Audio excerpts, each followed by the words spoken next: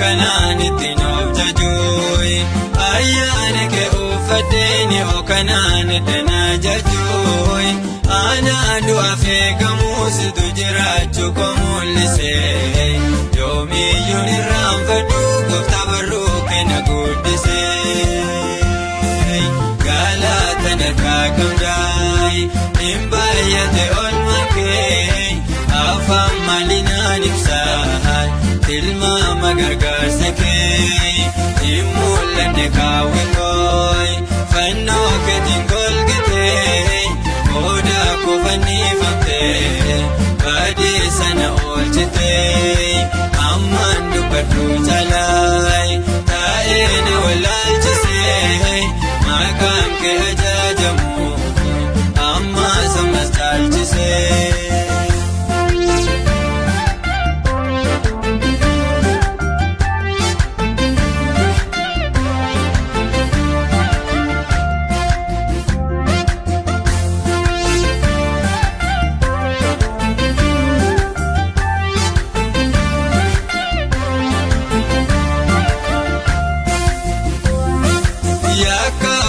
Kabame sana futuun daddarbaatamuuyi baay'ee lakkoofsaan qabnee ture dhagaan nabbatamuuyi utuu mimmaan korobsuu gooftaa dhabee wanta naaf dadhuuyi ifaafan hogeen argeen kunoo kanaan ittiin naadadhuuyi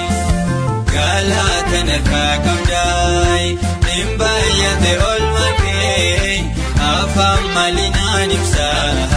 tilmaama gargaarsa kee hin mul'anne kaawwe kooyi fannoo keetiin golgitee booda kofannifamtee badii sana oolchitee ammaan dubbadhu caalaayi taa'ee na wallaalchisee maqaan kee ajaajamu amma sammas caalchisee.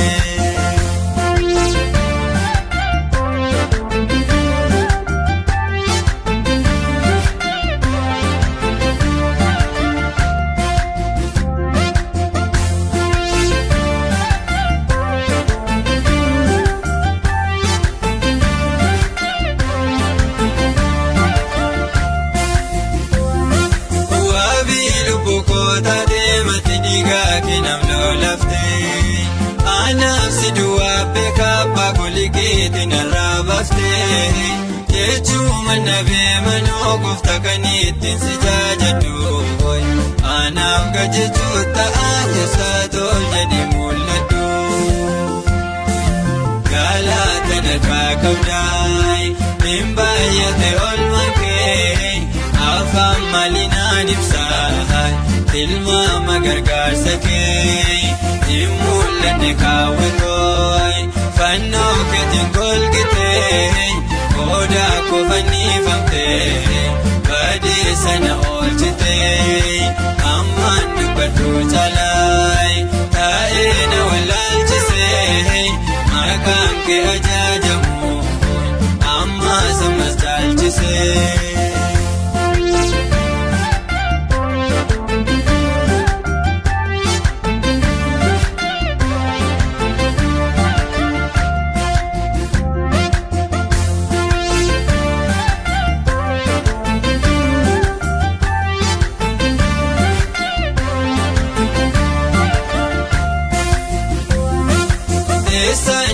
Gooftaa koo ani ergaan sin jaallatame imaanan harkaa qabdaa wati sifaan kadhimatame ergaati kan koo taatee anis ture tan si eeggadha maaloon irratti mo'ii gooftaa jireenya koo si dadha galaataan harkaa qabdaa hin baay'ate oolmaa kee